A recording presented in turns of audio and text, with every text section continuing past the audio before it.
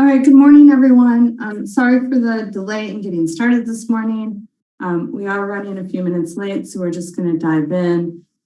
As soon as I see the numbers kind of slow down on attendees entering the meeting. So we'll give it just about 2 minutes. We'll start at 8:45 this morning.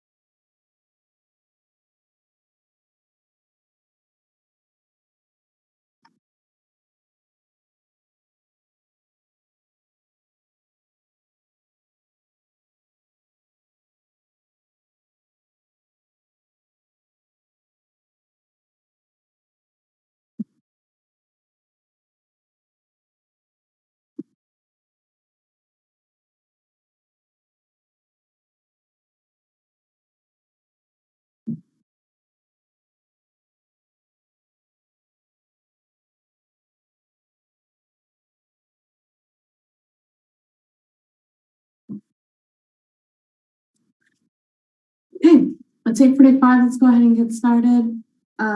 This is Kristen Neville. I'm the director of the County of Mendocino Cannabis Department, and with us today we have Nina Holloway, who is graciously assisting us with streaming and keeping our webinar organized and keeping it posted on the website and getting the slides up. Nina is kind of the master of operations here for these adventures that we have for these meetings. So let's go ahead and get going.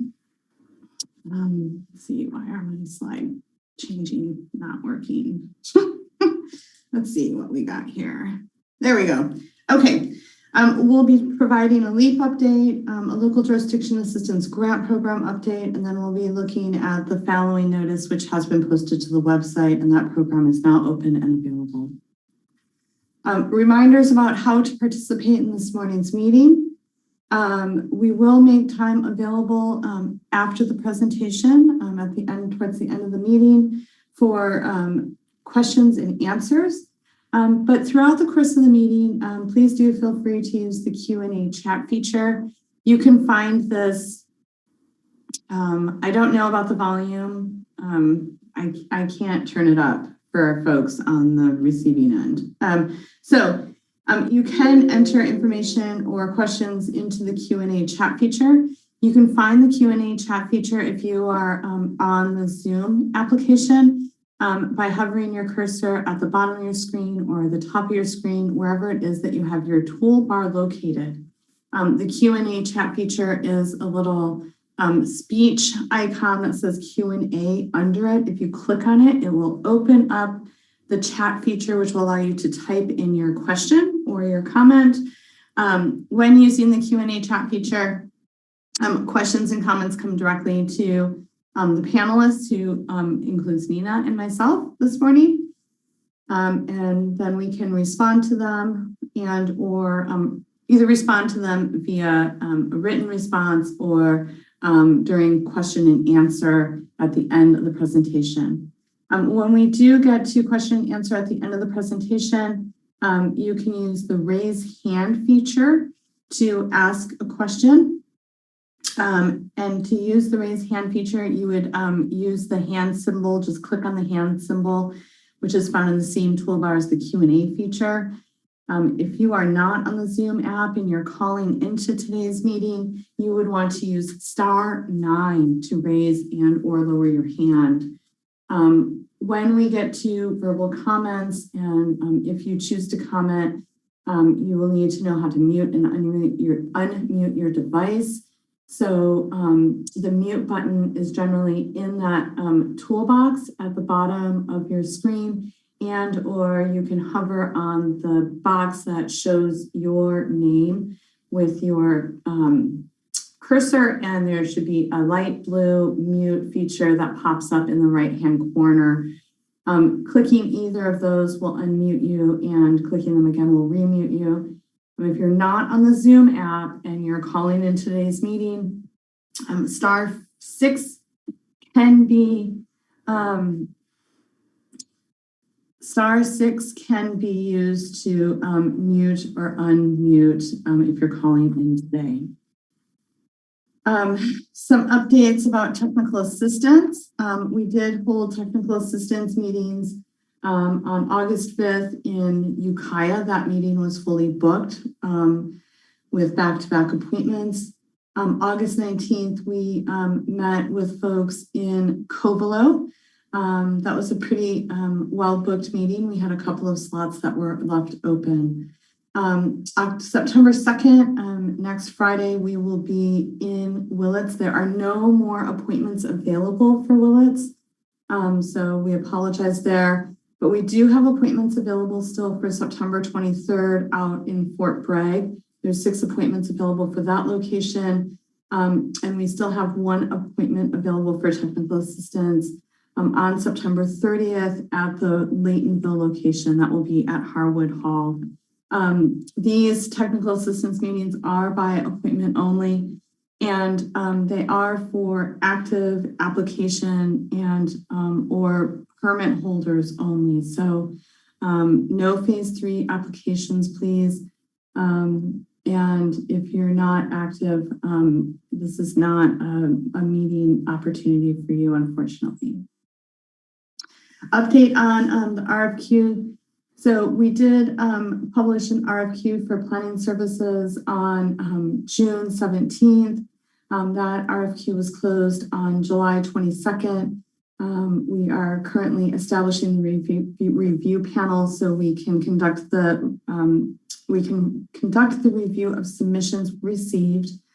And from there, we will look at who has been determined to be qualified and then focus on contract development. Staffing update. When I came onto the department in March of 2021, we had 4 planners, 1 administrative assistant, 1 staff assistant, and a part-time or extra help, which is a part-time department analyst. That department analyst was focused on LEAP development and was with us through May of 2021. As this indicates, we of the 4 planners we initially had when I started in March, 2 of them left for other adventures in life. And here is the current staffing status.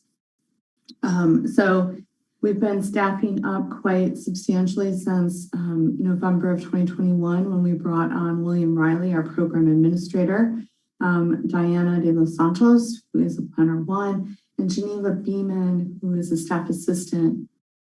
Since the first of the year, we have brought on a total of 8 new staff persons, including Audrey Gardner, who's our department analyst, Nina Holloway, who is a planner tech. I should take this administrative assistant component off of here, although she still is helping us with a tremendous amount of administrative tasks, which I am so appreciative for, as I think the rest of the staff is. We also brought on Angie Lane as a planner tech, Tara Ryan as a planner cartographer, Casey Miller and David Strock as planner techs. Gregory Withrow joined us in July as a planner 2. And in September, we'll be joined by Heidi Cremele, I hope I said that correctly, as a new admin assistant for the department. That does leave us with still some open positions that we are actively recruiting for. We're still recruiting for a 2nd staff assistant as well as a 2nd admin assistant.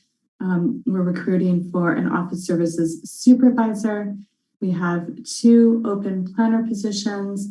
We've been diligently recruiting for both senior planner and chief planner, but have not had candidates qualify for those positions. And we will be recruiting for program manager soon. Let's talk about certified eligibility in the LEAP program. We've made pretty tremendous strides in moving people through the eligibility application process. And really, 100% of this work is being conducted by the Elevate Impact Mendocino folks, so we're appreciative to them. This number has gone up since July. We're just over 200 individuals who have been certified eligible for the equity program. Okay. Moving on to funding, combined round 1s and round 2 grant funding totaled a little over $2.4 million. To date, we have awarded or processed $426,603.91 in waivers for LEAP eligible applicants. We have issued 28 direct grant checks totaling $1,393,564.76. We have 4 awardees checks that we are currently working on processing, and really those are updates to those awardees grant applications or grant agreements so they can receive their checks in the name of their business, totaling $199,999.95. We have paid out contract administrator invoices totaling $294,792. We did pay for Ms. Heather Blau, and she was working with us as the part-time department analyst out of the LEAP funding to the tune of $13,032.91, bringing us to a grand total of monies spent through the end of August being $2,327,993.53. This leaves us a balance of $134,406.55 in round 2 funding. With that said, we are lined up nicely to spend down not only all of round 1 funding by the end of August, which has been completed, but we will also meet the end of our funding deadline for round 2, which is the end of September, which will qualify us to apply for a 4th round of funding. Quick reminder, what's not shown here is round 3 funding. Round 3 funding, excuse me, round 3 funding totals approximately $2.9 million. The spend down deadline for round 3 funding is in the spring of 2023. So we still have a number of grants in the queue, and we will continue working through them. And we will have, I'm sure, more grants coming in as applications open up again in September 1st. Quick LJAGP update before we talk about the following program. We have provided a draft progress report to the Department of Cannabis Control. We turned that in yesterday. That report does include some requests. We are interested in, or we have asked the Department of Cannabis Control if we would be eligible to utilize LJAGP funds to support additional staffing in county counsel's office and or outside counsel support for the department. That really would help expedite moving all sorts of application processing forward for the department, and also support the LEAP program, and I'm sure the LJAGP direct grant program. So we'll let you know what we hear back from the state on all of these. We've also requested some increased funding for sensitive species habitat review, specifically for the Department of Fish and Wildlife. Phase 1 and Phase 2 applications do not include funding for sensitive species habitat review conducted by Department of Fish and Wildlife. So we had folded dollar amount or an estimate into the original grant application for LJAGP. As we're currently working on contract negotiations with Department of Fish and Wildlife, we realized that what we estimated in LJAGP is not going to be enough to cover the cost of to the cannabis department for Fish and Wildlife to manage the reviews that are going to be on their plate shortly. We're also asking about whether or not we can receive additional funding and or juggle the budget a bit to provide additional funding for staff. The grant submittal last fall occurred before the Board of Supervisors finalized the department's development and the staffing allocation table. So we have significantly staffed up above and beyond what we had been allocated for when we initially applied. So we would like to make some adjustments there as well. We also had included in the October submission that was approved by the DCC funding for informational services, department staff, and some consulting to develop and or do updates to the application portal, development and updates for the Track It permitting system, and development and updates for field inspection. I'm really trying to move field inspection to an electronic platform to help expedite or reduce the amount of time it takes for inspection reports to be developed and uploaded and managed by staff. What we've done is combined those items and requested that we be allowed to utilize the funding instead for a SELA. So we'll keep folks updated, and we do plan to bring the direct grant program manual for first reading to the General Government Committee on October 17. During that time, I anticipate being able to provide an update on progress reporting. So we'll be having some LJAGP conversation during that meeting. Notice of fallowing. We did finalize the notice of fallowing program yesterday, and it has been posted to the website. It is on the forms and resources page. In order to file a notice of fallowing, you will need to submit a completed fallowing form or affidavit and the subsequent required site plan to mcdpod@mendocinocounty.org. The site plan really should be the most recent site plan that you've submitted to the department. You must clearly show all fallowed areas, which you could do by updating, say, the legend, even if it was a temporary update to the legend, such as, a handwritten update to the legend, right? As long as it's fully legible, but it needs to clearly indicate any and all fallowed areas. So if you are fallowing just certain areas of your cultivation site, you would want to make sure that it's clear on that site plan which areas may still be cultivated if you're only partially fallowing versus which areas will be fallowed. Additionally, you'll want to show via that site plan whether or not you will still be conducting processing if you are a cultivator who processes on site. And you'll also want to show via that site plan whether or not you will still be cultivating immature plants. So where that will be if it remains active, where it will be if you're also shutting down your immature plant area. We're going to go to the forms page now and take a look at the materials that are up there so we can walk folks through. So, Nina, can you see the website screen? Or okay, great. Thank you for that.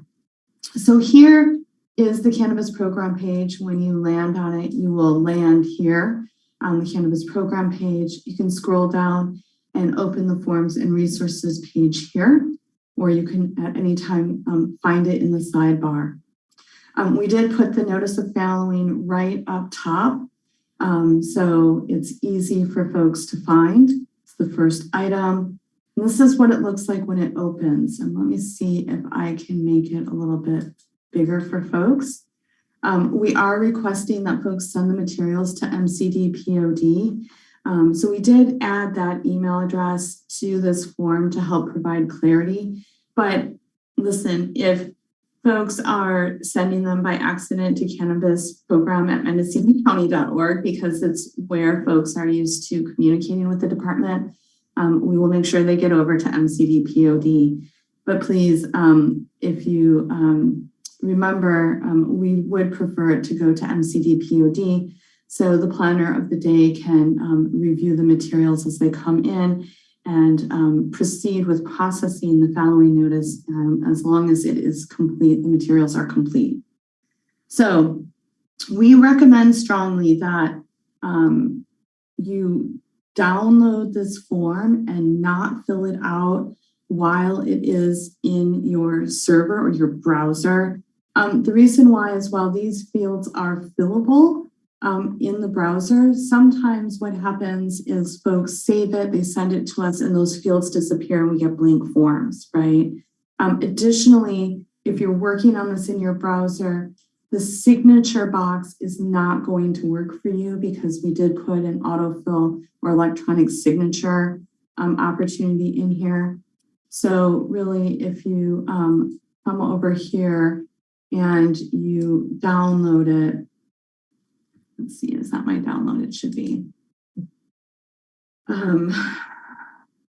You should be able to now have a PDF version of it, which is going to keep you, it's going to hold the ability to do PDF fill.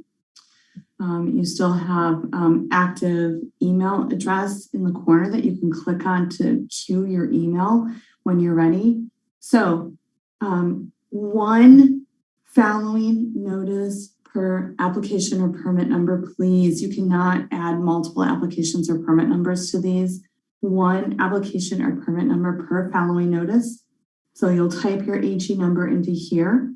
We need the applicant or the permit holder's name as it appears on the application or permit.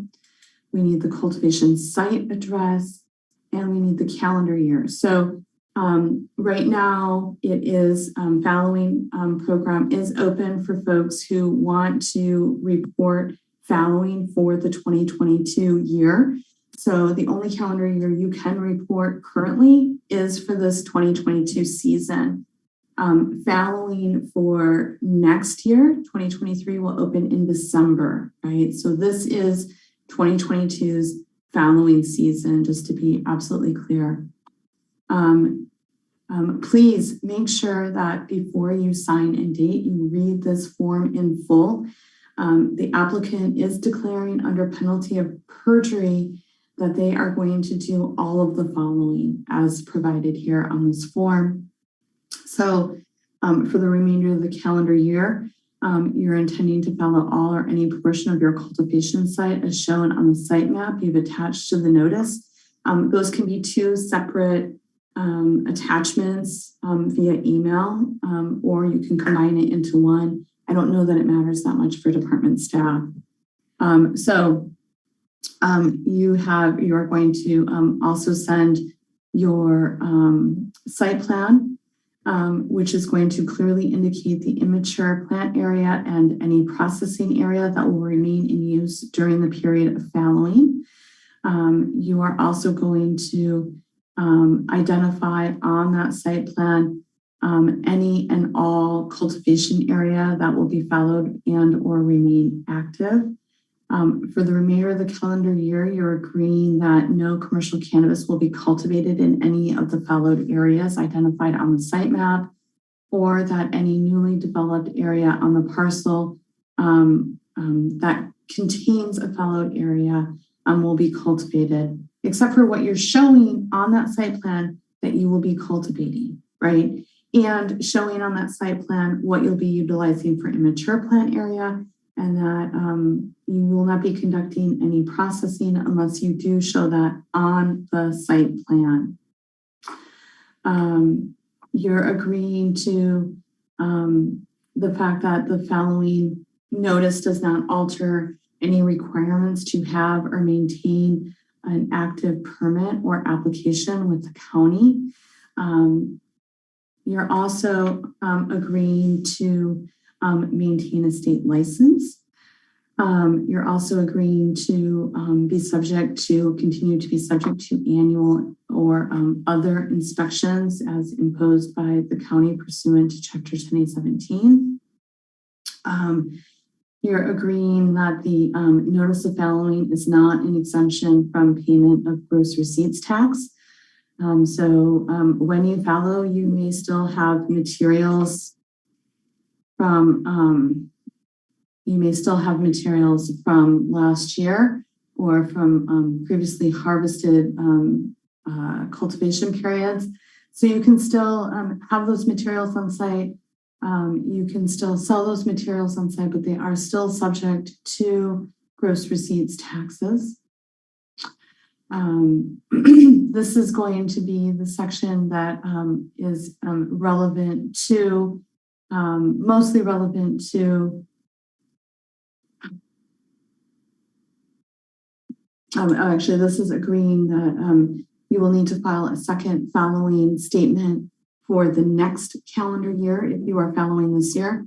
So fallowing this year, filing for the 2022 season does not result in fallowing statement for the 2023 cultivation season. So filing currently does not mean you are also fallowed for next year. You would have to file again in December. You're agreeing to understanding that the county will review the affidavit of fallowing and that only when compliance with the provisions set forth in the following ordinance have been confirmed will there be any reduction in the amount of minimum tax owed for the cultivation site. And then you're also agreeing that you understand that the submission of a false or fraudulent notice of fallowing or affidavit of fallowing or non-compliance with Mendocino County Code Section 6.32.005, which is the fallowing ordinance, constitutes a violation of law and constitutes grounds for denial of a permit application or revocation of a permit, whichever may apply. It also violating the fallowing, providing a false or fraudulent notice of fallowing may also be punishable by not more than one minimum tax owed. So, for example, if you file a false or fraudulent notice of fallowing and then you're cultivating, you will not be allowed to have a tax reduction for the calendar year that you have fallowed, right? So the taxes become active again. Once you've read through the materials and in order to agree to the following notice, you're going to want to sign here. If you have Adobe signature set up, you can go ahead and use an Adobe signature. Mine is password protected. You'll want to print your name, and if you are a business entity, right, you would want to put the business entity name here. So if I had a business, I would sign my name, I would print my name, and then I would put the business entity that I'm representing. And this really is for applicants and permit holders whose application or permit is in the name of a business entity, right? So this line here is about applications and permit holders who are applications and permits that are held in the name of a business. The last thing you're going to want to do is date this, and then you can go ahead and I recommend saving it to your files, attaching it to an email along with your site plan, and again, sending it to mcdpod@mendocinocounty.org. So with that said, that is the end of our presentation for today. That gives us approximately 45 minutes to answer questions and have some discussion. I want to remind folks that there is the Q&A chat feature. We have about 9 questions in that chat feature.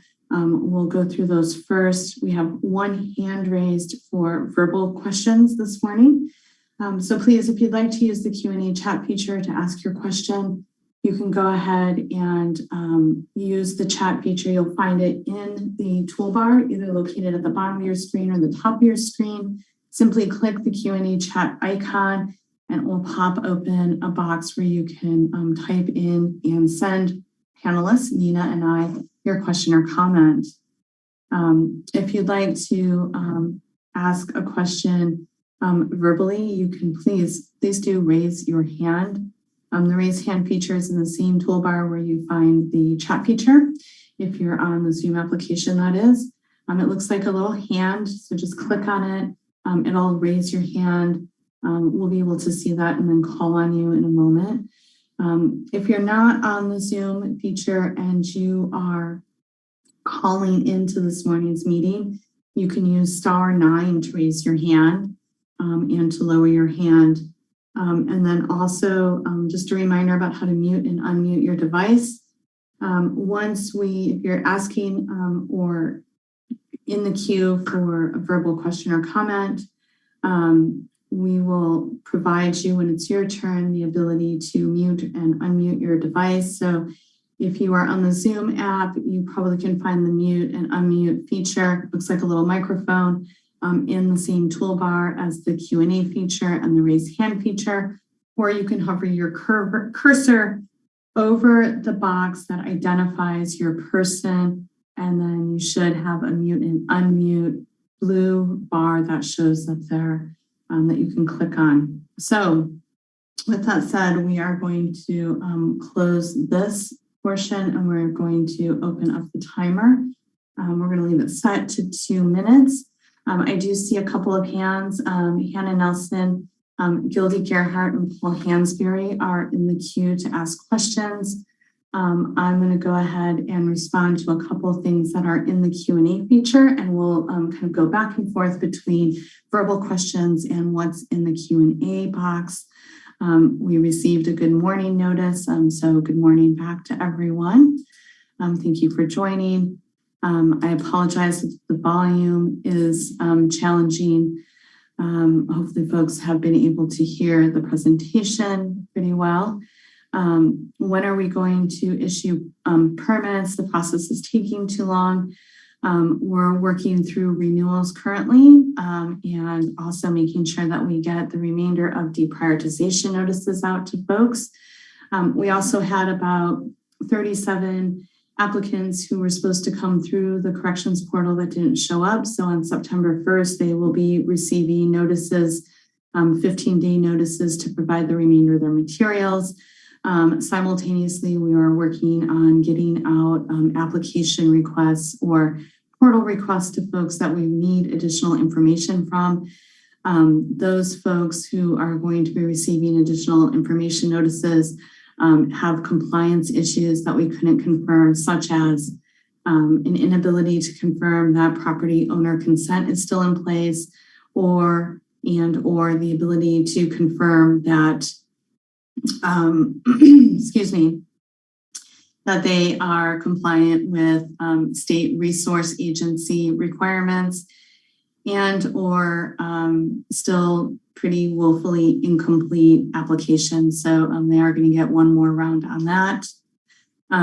There is a question in here about what's the difference between staff assistant and admin assistant duties. I'm going to go ahead and pop the web link into the excuse me, into the Q&A feature, so folks can just look at all of the job descriptions so that it's easy for them, because I do not have this memorized. You can always go here to the classifications. You can search any of the job descriptions that the county offers, and then you can determine what the differences are between the various positions offered by the department. Okay. Technical assistance. There is a question about technical assistance and how to really sign up for it. So I do recommend, if you have a question about technical assistance and you're not sure whether or not you qualify for the meetings, perhaps, or how to sign up for the meetings, please do email that question to cannabisprogram@mendocinocounty.org. So I'm going to type this in here. Please do email your question to cannabis program at mendocinocounty.org. Nina will pick that up and assist you with answering those questions. She is really taking point on technical assistance. We couldn't do this program without her, and so I'm incredibly appreciative. Question about what is the deadline to file a following notice? Yeah, this is a great question. So originally the deadline was supposed to be 30 days after the program opened. The ordinance did have an implementation timeline, right? Once the ordinance is passed, there's 30 days for that ordinance or between the ordinance passing the second reading and the program opening. The program is opening late. So what I can tell everyone is that we have been working with County Council to bring back an amendment to the ordinance, which would extend the filing deadline. I don't have a date for that coming back. We are hoping it will come back in September. But again, we're working through the new protocols of going to standing committee before going to the board. Regardless, I do want to ensure folks that we will not be closing the following deadline prematurely, meaning that we will not be closing it 30 days from August 12th, which I believe was supposed to be the implementation deadline. So we will keep folks posted, but we are aware that we opened it late due to heavy workload amongst both the Cannabis Department and County Council's department. So we will ensure that folks do get adequate time as outlined in the ordinance to submit their following paperwork. As soon as we know more, we will post deadline information on the website.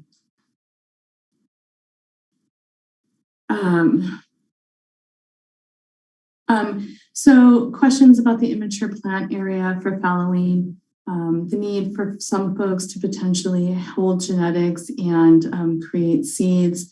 Again, I think really we need that identified on the site plan. So if you are going to be utilizing immature plant area for holding or maintaining genetics and seed production, please do make those notes on your site plan.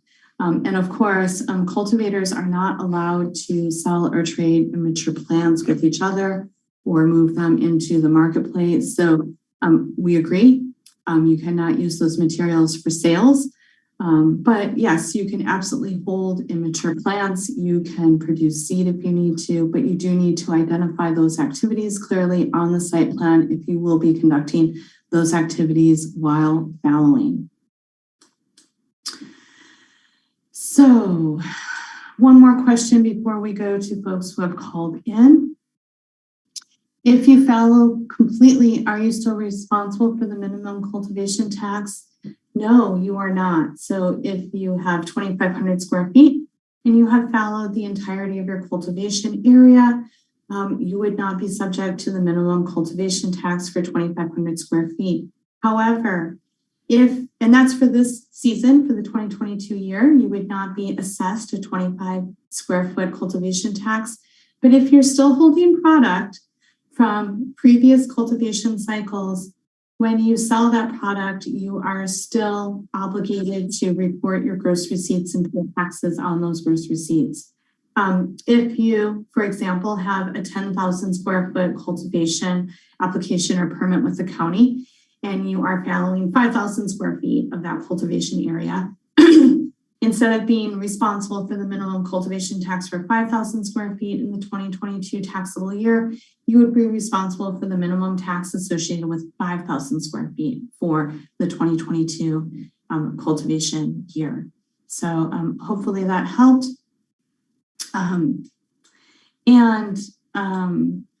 Let's do this last question before we go to questions that folks want to ask verbally. Actually, I'm going to do two more because I think it's relevant and it will help wrap up the following conversation a bit. Can one file a following notice in good faith and can someone change their mind and withdraw it without being accused of lying? This is an interesting way to frame this question, but we are asking folks to clarify what they're following by site plan, right? So please submit the site plan. The site plan is what you are declaring as fallowed or non-fallowed area and the activities you'll be conducting or not conducting while the fallowing is going on. If you decide to file a fallowing notice in December of 2022 for the 2023 year, and it gets to be spring planting time and you're like, oh, I don't want to plant, I don't want to have my cultivation site fallowed, you do need to contact the department and withdraw it. And once it's withdrawn, the tax obligation is triggered for the 2023 cultivation year and you can proceed with planting. There we go. There's that. Question about whether or not a wet signature is required for fallowing or is an electronic signature acceptable? When you download that form, it activates the ability for you to utilize an electronic signature. So yes, we are accepting electronic signatures, but just please be mindful that the electronic signature feature only works when you download the form into a PDF and then it activates that electronic signature capability.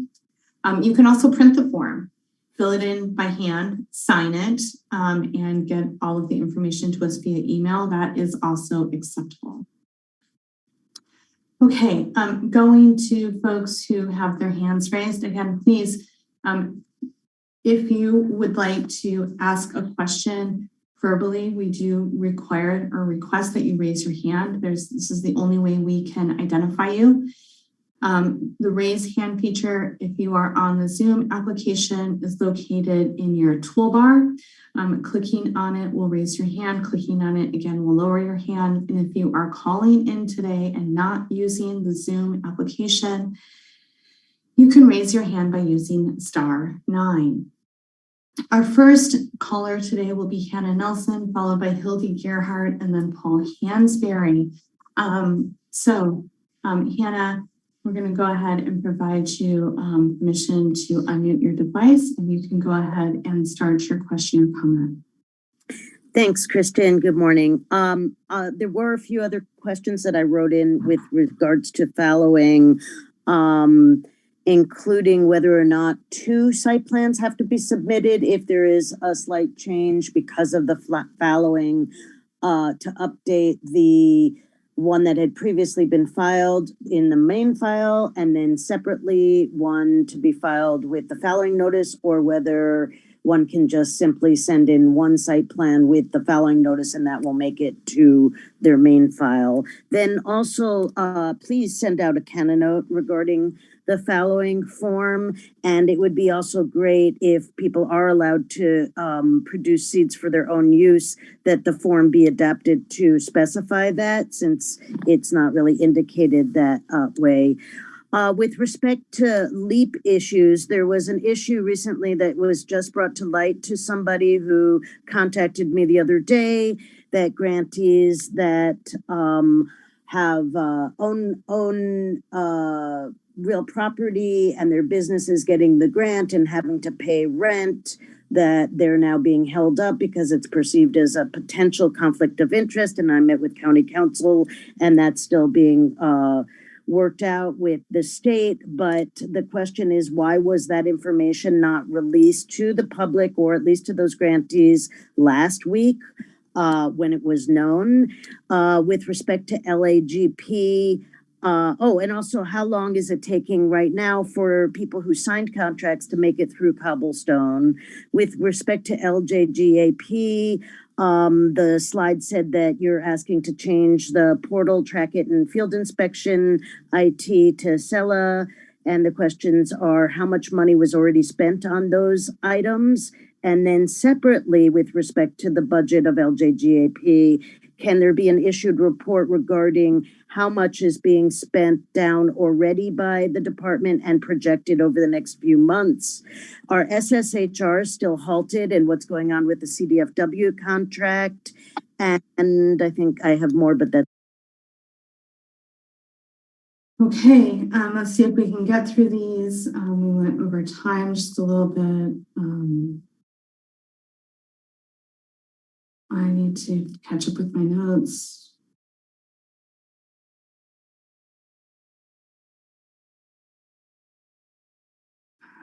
If you have not updated your site plan with the department in some time and need to update your site plan so you can follow, we would request 2 site plans.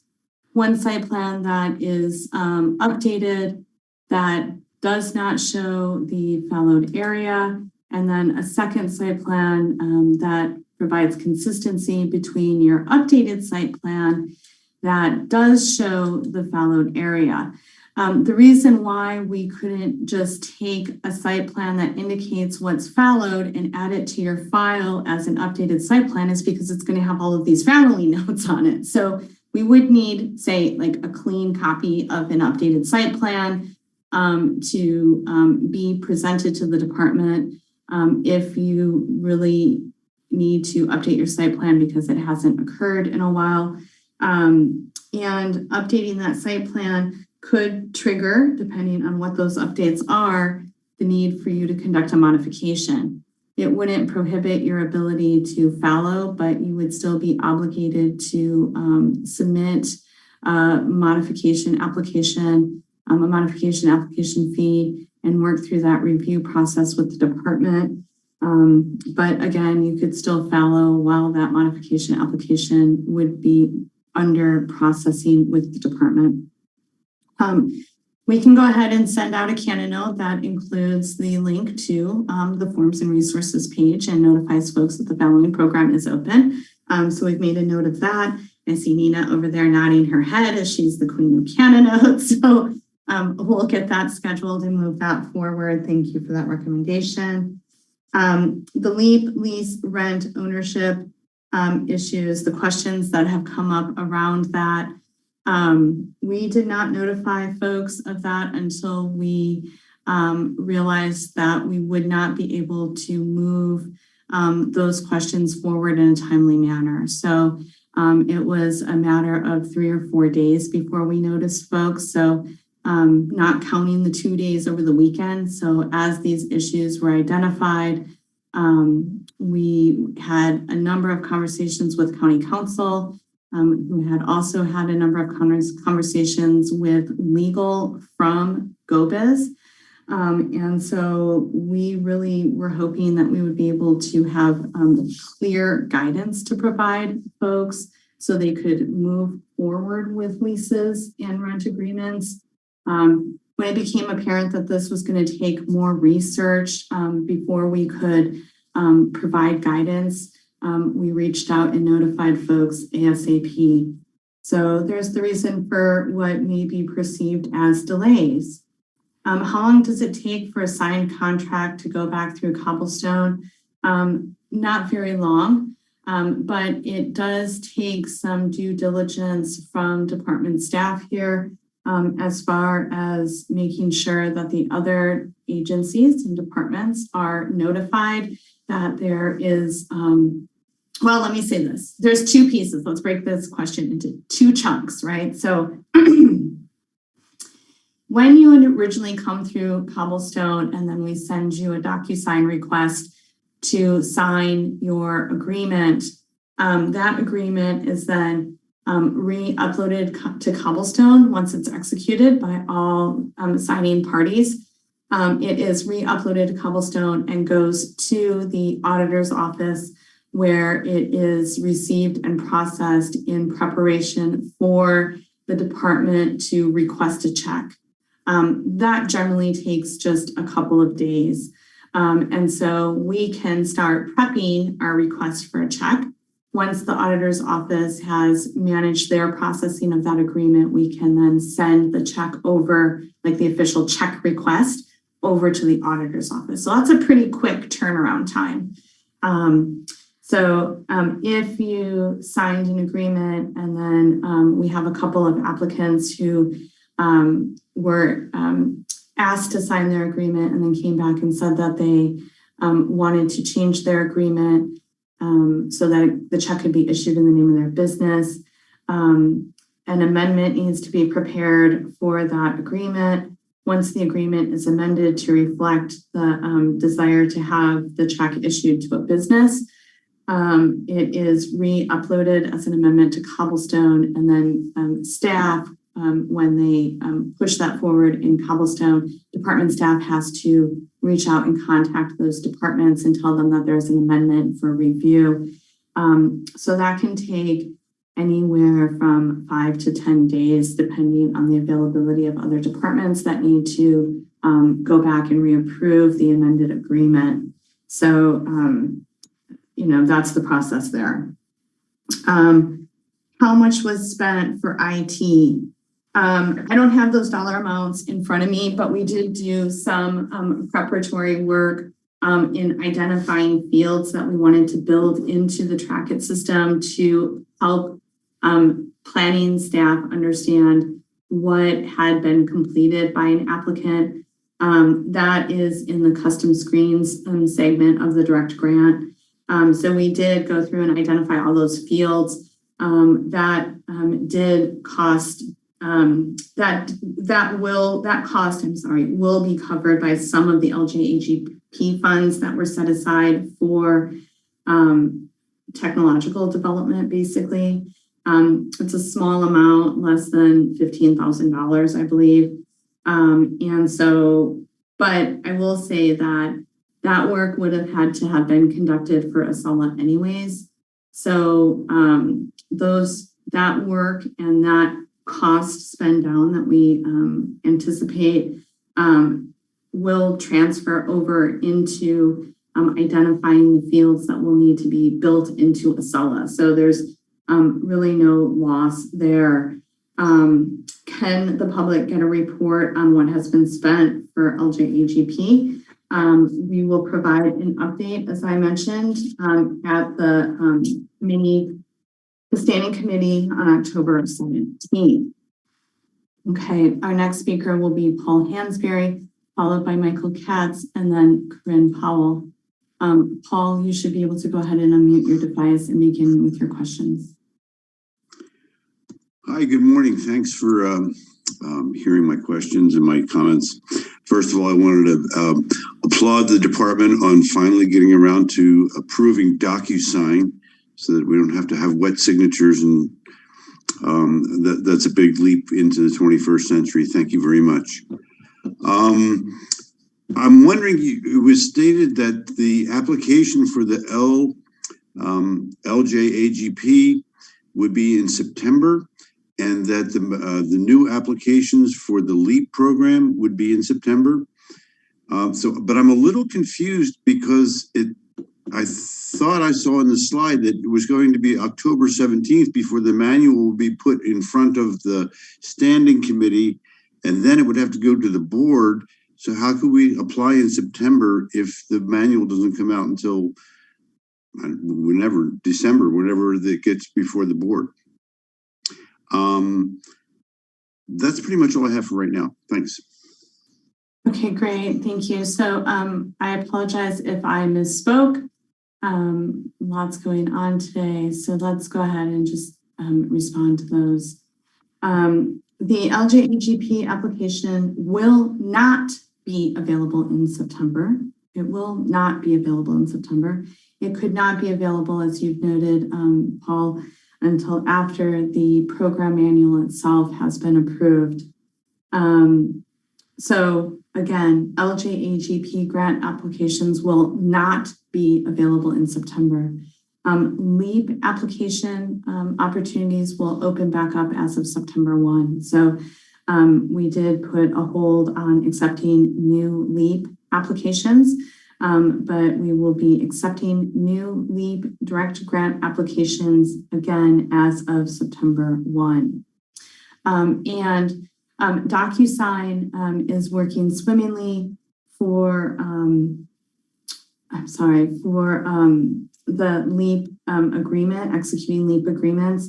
We'll also be utilizing DocuSign for issuing permits. So we're super excited.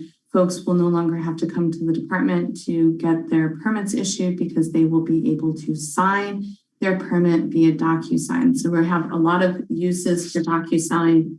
And I want to just make sure that I thank Informational Services, who has really set this program up countywide. It was not department staff, it was Informational Services. But the department does have its own DocuSign account, and funding for that DocuSign account is coming out of LJAGP, as noted in the approved application we submitted in October. We'll be hearing from Michael Katz, followed by Corinne Powell, and then Nicole. Michael, you should be able to go ahead and unmute your device and start your questions or comments. Yes, good morning. Thank you so much, Kristen. A lot of very topical, useful information this morning.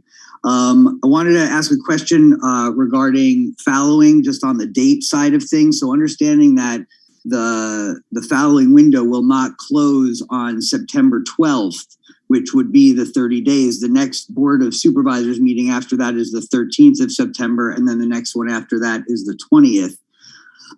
So I guess the question is there a specific date that you think you would be shooting for in order for it to close, considering that the time after the 20th would be the 4th, and that's the cannabis meeting? Or would you wait to identify what the board thought?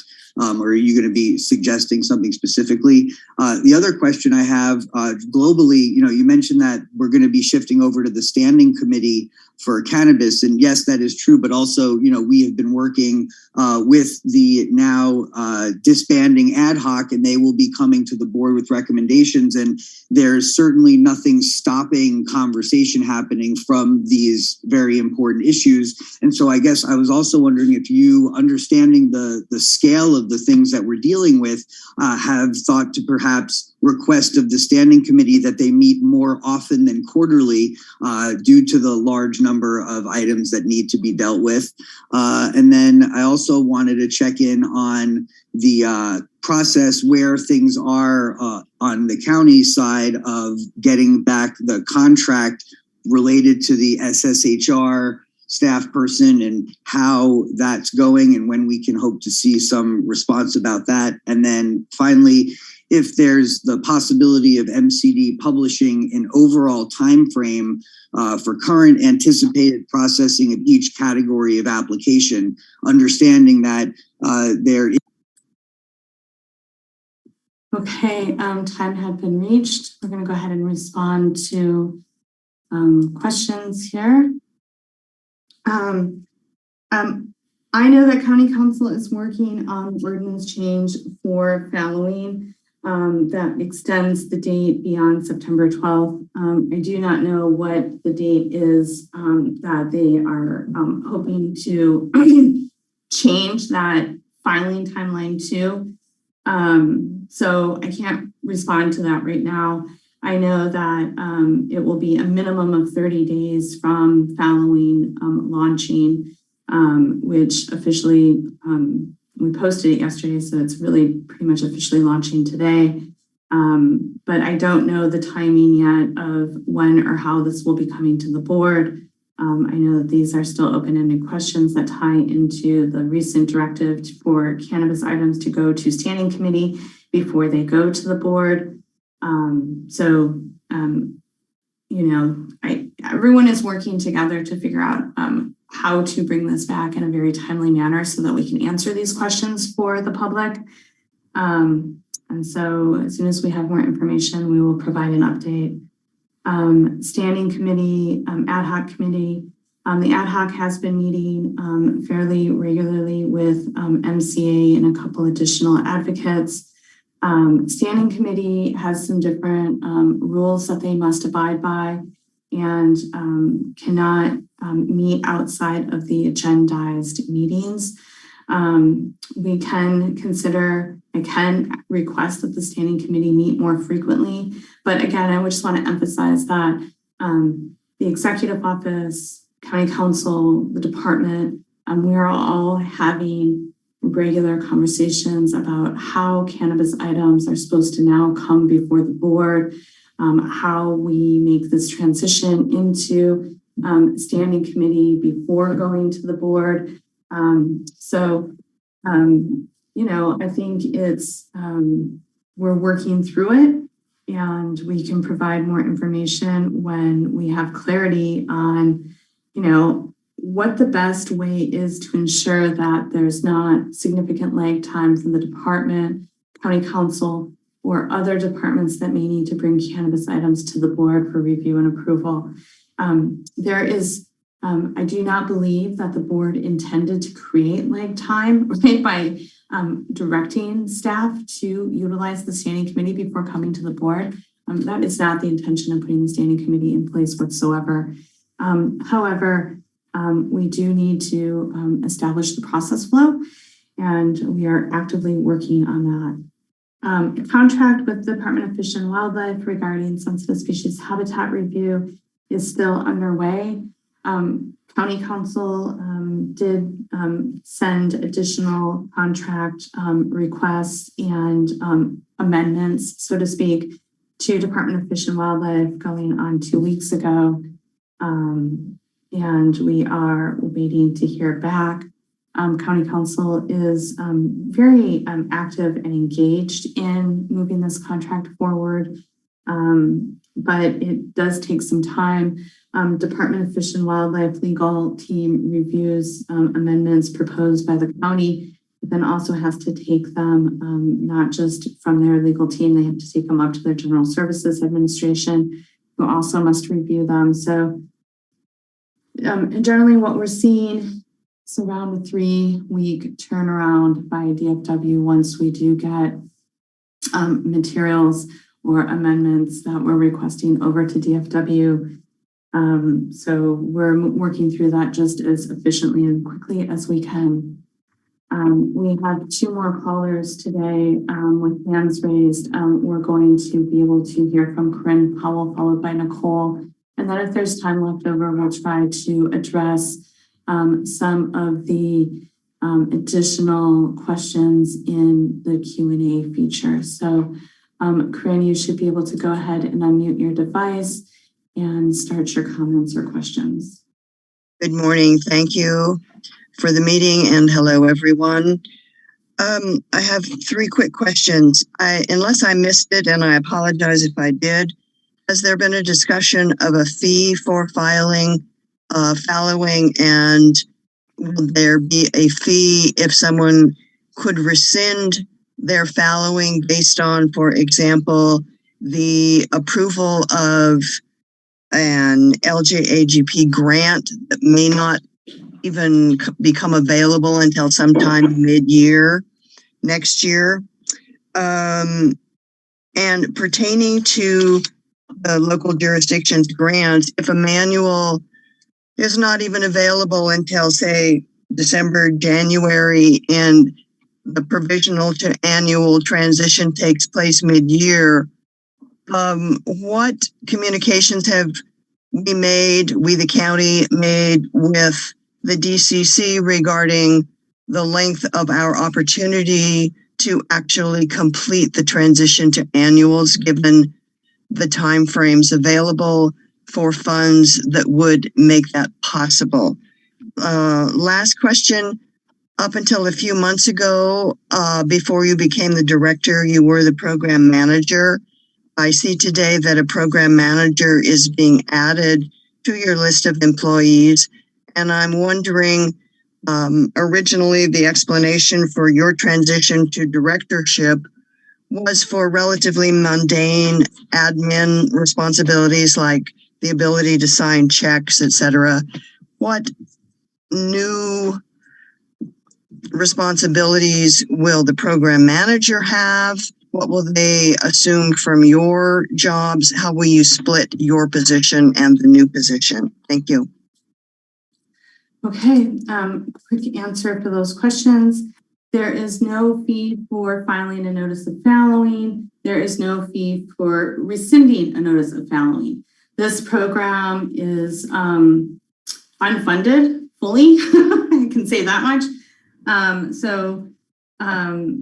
What will happen is you file your notice of fallowing, and staff will conduct their review and submit the necessary information to the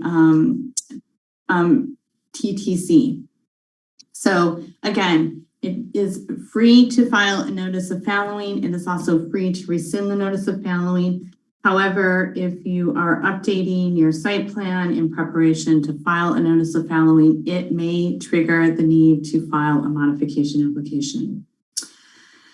I don't know when LJAGP grant applications will be available. The manual will have to come first. The manual will be before the governance committee in October, and go hopefully before the full board for approval immediately thereafter. Hopefully we will be able to have the application available at the same time. So it's seamless and simultaneous. But again, we are still developing the manual, and we are still working through new processes that direct the department to bring items to the standing committee before they go to the board. And I want to emphasize that in no way is there any intention for any of the county departments or staff or the board to really create lag or delay in items coming before the board. I did push out a link in the Q&A feature. If you have questions about the difference between the job description of the director and the program manager, please do look up those job descriptions on the HR website. So that information you can find in the Q&A feature. You can just copy that link, or you can go to the county's website, open up the HR department page. Every single position in the county has a job description associated with it that's published for the public to review. So you can find all of that information there. We are going to go to our last caller today, which is Nicole. Nicole, you can go ahead and unmute your device and provide us with your comments and questions. Okay, thank you so much. Just a quick question about the fee waivers. Now, are those still able to be used for any tax bills? Now, I know it was able to use for the quarterly, but without penalties, excuse me. My question is now the Mendocino County unsecured tax statement that I've just received to it does have to do with business. It isn't in the farm's name. Would that be able to be paid with the fee waiver also, is my question. Thank you. Okay, we'll go ahead and answer that question and then go to the Q&A feature. Okay, waivers. The waiver program, as far as taxes, the tax waivers, you will be able to use the waiver program to pay true-ups next year when it's that time. You can use the tax waivers to pay quarterly filing submissions. You file first with the TTC and then bring that statement to the cannabis department with where you can fill out your waiver form if you haven't already filled it out, and then we can you can use a waiver to pay that quarterly gross receipts filing. You can also use waivers to pay delinquent taxes so long as you first go to the TTC and pay all interest and penalties associated with those delinquent taxes. You then, once you've paid any penalties and interest associated with delinquent taxes, the TTC will provide you with a statement showing that penalties and interest have been paid and that the tax balance, just the tax balance that's outstanding, is X. You bring that form over to the cannabis department. We can then process waiver to cover that balance of taxes after fees penalties and interest have been paid. And we will be publishing an updated LEAP manual, which does increase the waiver program from a maximum threshold of $15,000 to a maximum threshold of $30,000, we cannot process waivers in excess of $30,000 going forward. So that's some information there. No, waivers cannot be used at this time for unsecured tax statements. So I know a lot of folks are receiving notices that property taxes are due because of reassessment of infrastructure on those properties. The waiver program does not cover increased property tax liability due to infrastructure upgrades. Okay, let's see. How can a LEAP grantee verify if they are one of the 28 checks issued? I think sending an email to Elevate Impact or to Paula at elevateimpactmendo.com and CCing cannabisprogram@mendocinocounty.org is the best way to verify whether or not you're in that pool. And I can say if you haven't executed your grant agreement, you haven't been requested that your grant agreement be executed by receiving a DocuSign email and a notification from the department, you're definitely not in the pool of checks that were recently cut by the auditor's office. How do you know if you'll be awarded LEAP checks during round one? Again, if you have not been requested to execute your grant agreement, you are not in round one check funding. Oh, and I missed some of Ms. Powell's questions, so I apologize, Corinne. I'm just remembering that you had some questions about LJGP and the timeline for transitioning from provisional to annual. So I think this is a really important question to respond to, and I apologize for missing it earlier. I just got to something in the Q&A feature that had deadlines in it, and it reminded me of your question. So, pardon me. So let's talk a little bit about timelines. So as of July 1st, 2023, permit holders must have submitted their checklist documents to the department, right? And that is the cutoff deadline for the state to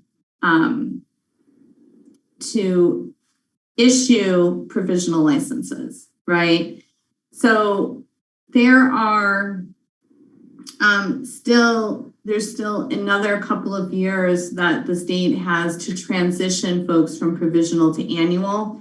So the funding from the LJAGP program goes through, I want to say 2026. I don't have those dates right in front of me. And those dates are available on the Department of Cannabis Control's website, which you can find at cannabis.ca.gov. There are some really good handouts that just show all of the provisional licensing deadlines. But that I just want to make sure that everyone's clear that there's a multitude of timelines, and the state is not required to transition folks from provisional to annual by the upcoming July 1st, 2023 deadline. As of July 1st, 2023, the state cannot issue new provisionals, but they can continue to renew them. They can continue to work with local jurisdictions who are conducting and wrapping up CEQA review and applicants to wrap up that CEQA review. And folks can still have time to manage projects that need to be completed before they can transition into an annual license. So there is still time on that clock, so to speak. Speaking of other deadlines, I cannot respond yet to when the deadline is to submit notice of fallowing because we are waiting for this to come back to the board as an ordinance amendment, specifically an ordinance amendment to the fallowing ordinance. And so, you know, we will let you know as soon as we know what that deadline looks like. 3 more minutes. We have not started the transition to Acela, although we have been working diligently on the contract with Acela. Additionally, with the implementation plan to transition to Acela. That is where we are today. How are grant recipients, I'm sure this is about LEAP grant recipients, notified after the grant is approved before disbursement?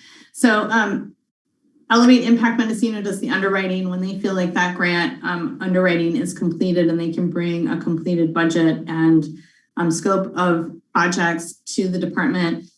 They bring those forward in a regular meeting that we hold. I meet with Elevate Impact 2 to 4 hours every week to look at grants. And so when the grant is approved by the department, the Elevate Impact team notifies the awardee that their grant has been approved by the department and schedules a meeting to review the grant agreement so that the grant awardee knows what that grant agreement says and understands what will be going to the department for processing. Okay, we are at 9:59. So with that said, I think we should go ahead and wrap up today's meeting. I want to thank everyone for joining. Thank you for your questions and comments. And again, if you have questions about technical assistance meetings, you can email cannabisprogram@mendocinocounty.org. Okay, thanks everyone. I think we can go ahead and end today's meeting.